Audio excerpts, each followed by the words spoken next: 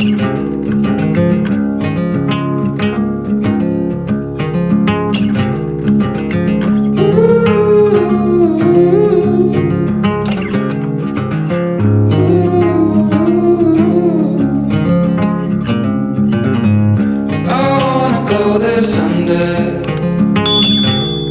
guys, Shawn from She's in Her Element. Welcome back to my studio.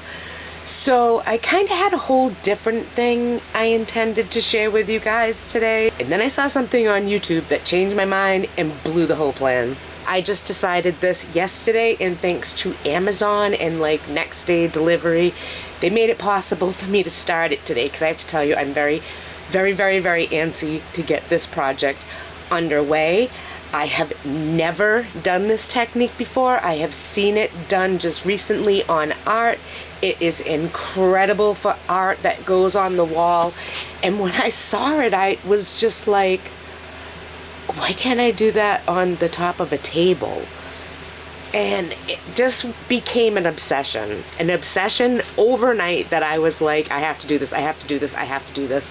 And good old Amazon brought me the product I need to do it, so I'm gonna do it, and I'm really excited about it. I have never done this before. I think I might have done it when I had a specific toy back in the day that you would pour paints and it would spin and it would give you like that spin art kind of effect. Like, that's the closest that I have ever come to this technique, which, by the way, is called Dutch pouring.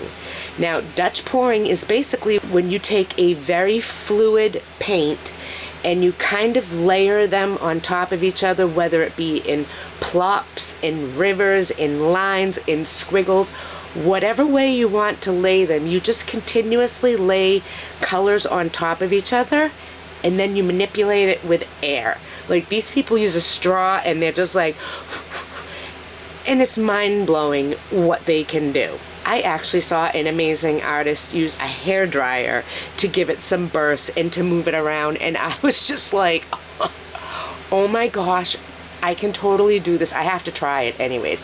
I'm convinced I can do this, but I have got to try this. So I thought, what better way to try it than with you guys? It might work, it might not work. This could be an entire flop, I don't know. But I am willing to gamble it because I kind of think it's totally gonna work. And I'm up for the challenge, and I know you guys are too. This is super old. This is a small Victorian parlor table. It's absolutely gorgeous. I don't know, but I think it's walnut. And I wanted to restore the piece. But because of this giant gap here, once I started looking at it underneath, it wouldn't have fit back together the right way. Just time is not on my side with this piece. It's changed it, and I am not master enough to be able to tackle it and restore it in that capacity. So here is your trigger warning. If taking an antique and painting it is not your thing, then look away now, stop the video, go watch something else. But if it's not your thing, I kind of hope you'll stick around to see where this is going to go, so that I can show you that I am still going to keep the character and the integrity to this table in a way that will totally do it justice. So kind of hope you'll ride it out with me and just trust the process and trust me, because I don't want to insult this table. Each and every piece that I do has a personality, it has a character, it speaks to me. I am like the furniture whisperer, and I already know that this piece is on board for what I want to do. It's kind of really excited to see it play out as well as I am. So because I couldn't restore this, I used some wood putty to just fill in this joint, and now I'm just going to spend a little time sanding it nice and smooth. Because I am going to be working with that Dutch pouring method, I need to have this entire base prepped and ready to go, so when the top is done and dried and cured, I can get the base done. It'll be all ready. What I need to do is hand sand this right here. I want to give everything a good sand, and it's really kind of nice outside, so I was thinking we might as well just go sit out in the sunshine today and enjoy it. I think it's a balmy 47, which, trust me, in New England in February, that's like 75 in June, you know? we'll be out there. But I was so excited to do this, I didn't even like wait for my hair to dry. I'm out here like, yeah, we're gonna get this going.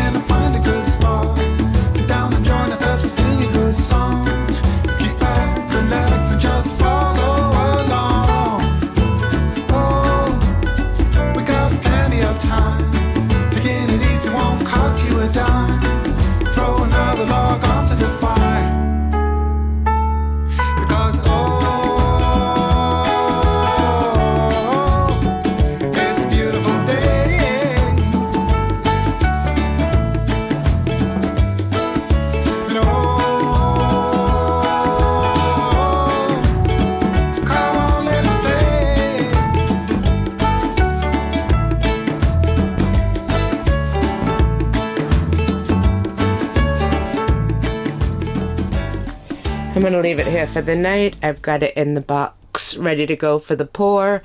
This ended up taking 5 coats of primer for the tannin to stop coming through. Finally did. But because there's so much there and this technique uses such a watery paint that sits there, I want this to cure for the night. So I'll be back tomorrow. To start, I have chosen all of the colors I'm going to be using. They all happen to be Fusion Mineral Paint. I have Sterling, we have Little Lamb, I have Hazelwood. This is Benjamin Moore White Dove. I do have a little Dixie Belle Moonshine Metallics, and this is in Steel Magnolia. And then this is Floetrol, and that's the additive I'm going to add to my paints to make them more fluid. You totally can do this with water if you don't want to spend the money to buy the additive to do this, but when you use water, it does take a little bit of the pigment out of the color itself, and it can potentially mess up the sticking bond because you're diluting it with water. This is specifically made to go with the paint, so it's not going to alter the pigment or how it sticks to the piece itself. To start, I am going to add a little bit to the paints. I've heard the consistency be compared to like warm honey. I don't know. I mean, it seems pretty fluid to me. All right, there's my colors. I am so nervous here. Ay, ay, ay. Well, here goes nothing. I have my piece in a box that's lined with plastic, as you can kind of see, and this is going to catch all of the paint because all of this paint is going to run over the edge. This base coat of white, I want it to be thick and fluid, and yes, you're going to see it dripping all over the place, but that's the whole point of this process. I need that thick fluid base on the bottom so I can come back in and really start to make the details shine. I'm spreading it out kind of evenly. It will self-level to some degree, but I need to pop any bubbles that are in there and kind of bring it towards the edges. Then I'm going to come in with those paint colors that I mixed up in no particular order and in no particular way or design. I'm just going to start pouring them. I chose to pour them in 3 circle sections. You can do squiggles, you can do pours, you can do splotches. You can literally pour this however you want. But the key to doing it is having it be very fluid. I'm using a lot of paint, as you can see, and I'm layering those colors back in on top of each other more and more. And yes, it's a lot of paint. And yes, you do waste paint in this process, but it is totally worth it. You can use whatever color scheme you like. I was kind of going for the look of marble. That's what I want to try to recreate, which is why I chose the tones that I actually chose. And I'm pouring all this, and I have to be honest, I am so nervous that I am ruining it. It's not going to come out right. I don't understand how this plopped mess on this tabletop is going to look like marble in the end, but I'm going to trust the process because I've seen it done and it's pretty amazing. And I think I'm doing it right. So my colors go in layers, and then comes the fun part. I am going to come in and shoot bursts kind of in the center of each of these splotches rotating around. I want to kind of spread that paint out in all different directions. It's scary. It's wicked, wicked scary as you're watching it go. It's like parting the Red Sea, watching all of this paint move, but it is so freaking cool. I am blown away with this process. And it's really easy, and you don't mess it up like you think you are. Look at how it's transforming already. It's I am blown away. I am so obsessed with this process now. It's not even funny. So I use the blow dryer first. I want to move that paint across the top as much as I can utilizing that hair dryer. And I'm also going to use gravity in my favor. And I'm going to kind of pick the table up and tilt it to the right, to the left, to the top, to the bottom. I want to kind of tilt it 4 ways and just watch that paint and that pattern slide across the surface and start going over the edges and really filling itself out. Sorry, it's out of the camera view. This was really difficult to do, but I just want to slide it a little bit. And then once I have the paint slid in areas I want, I'm going to come back in with a straw, and using my own air and bursts, I am going to manipulate these colors and this pattern into the design in the areas and the ways that I think it should go. This sliding process is so cool, but blowing it with the straw is just as cool. This whole process, I am totally mind blown that I have never done this before. Look how this looks already. And this isn't even done, and it already looks amazing. And the best part is you can go back in and add more paint if you think you need it. It doesn't mess it up. You can keep bursting and layering. And I have to forewarn you, it's going to change as it sits. That I didn't know. I thought that once I was done blowing the air and the table was the way that I wanted it, I would leave it to sit and I would find it that way the next day. And that totally wasn't the case, but we'll get to that in a minute. Now I'm using the straw, and I am just going to start guiding these colors into each other, spreading them out a little bit more.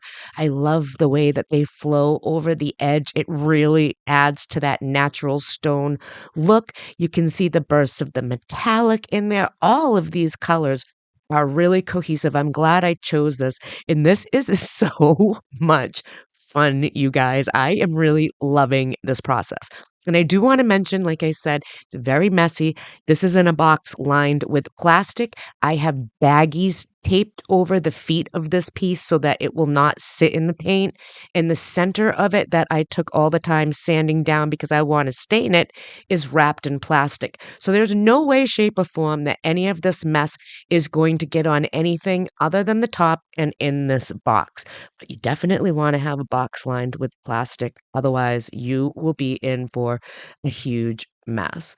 Look at how fun this is. I am loving this process and this look. This is my new obsession, and this is a game changer. Being able to manipulate the top to look like stone and like marble like this is a game changer in the world of furniture flipping, because I'm telling you, I've come across a lot of pieces that I actually have in my possession waiting to be done, and I'm like, why didn't they put a marble top on this? Like, that's the only thing that's missing, and look what I can do. Look what I can do.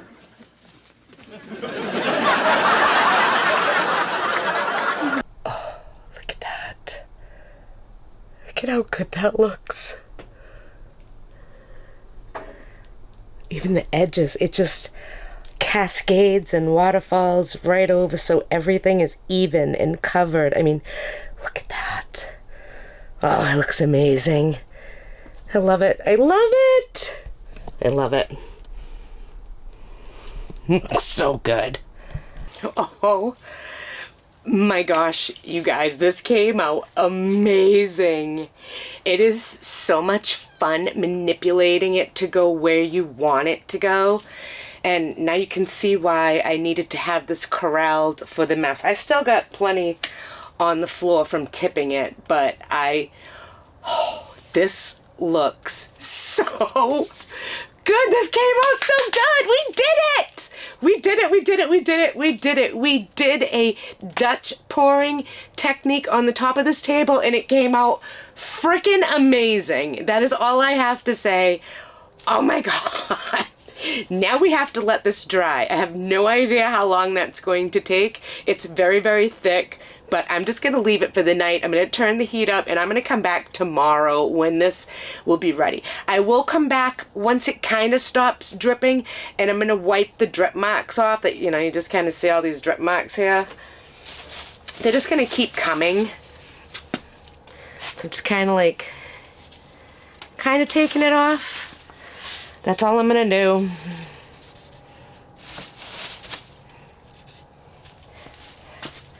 Just go around it gently.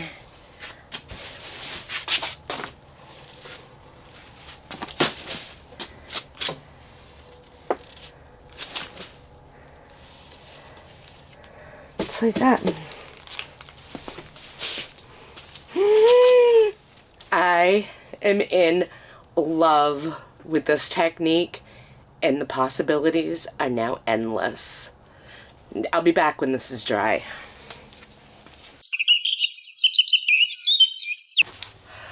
Oh my God, this is gorgeous, and I'm so obsessed. I am obsessed. I'm obsessed. I am obsessed with this. I have already picked out 4 other pieces to do this technique on because I'm obsessed. This is insane. Okay, now.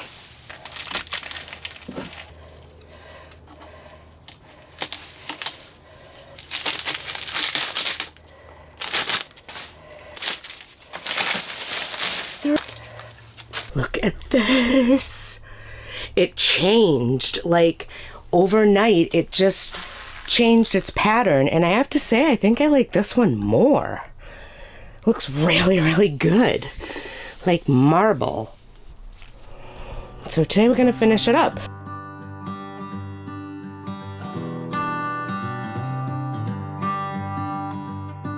I've said it many times, I know I would change my ways, I know for sure.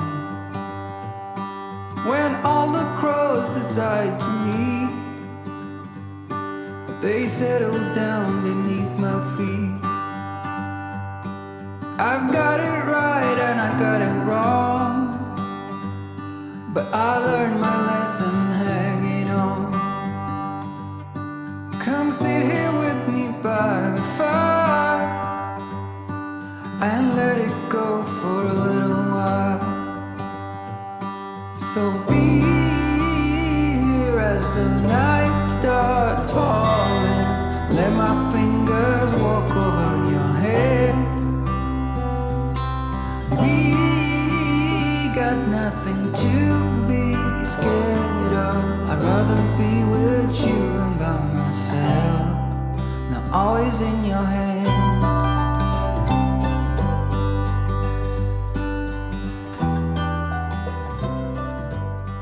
To seal the table, I picked up a Varathane Super Glaze. It says it's an ultra thick, crystal clear, pour on high gloss finish. So this is a 2-potter. I'm gonna mix it up and get it on here. I want to seal this top incredibly good. I have protected the sides again. I have my baggies on the feet. I've emptied the box. I've got new paper in it. I don't expect a lot to run off, but I need to mix this 2-part serum up, dump it on here, and roll it so it can sit and level, I think.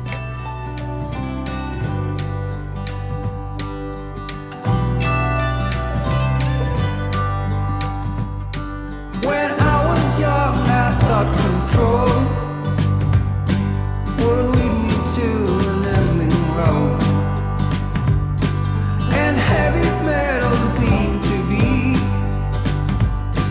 the only thing that was for me.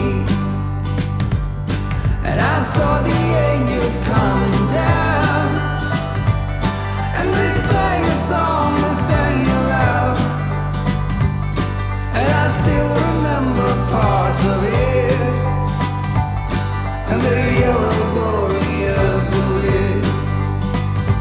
Won't you be my guide and let me follow?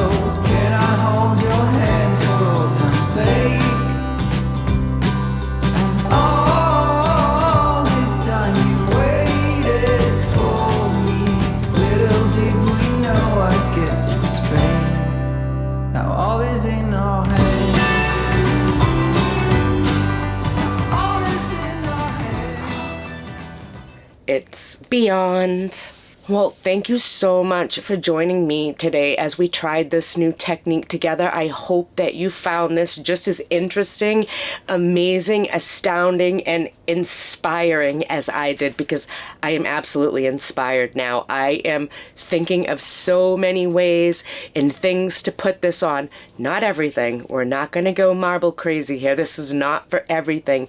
But pieces like this that should have looked like this to begin with, oh yeah, game changer. And I have some amazing pieces to share with you guys still. So if you haven't hit that subscribe button, I would love for you to consider doing so now.